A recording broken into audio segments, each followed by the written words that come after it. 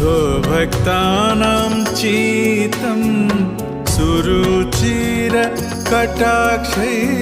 स्वभक्तानां चित्तं सुरुचिरकटाक्षै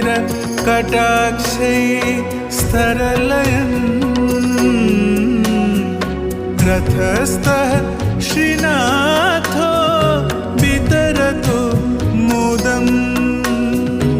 रथस्थः श्रीनाथो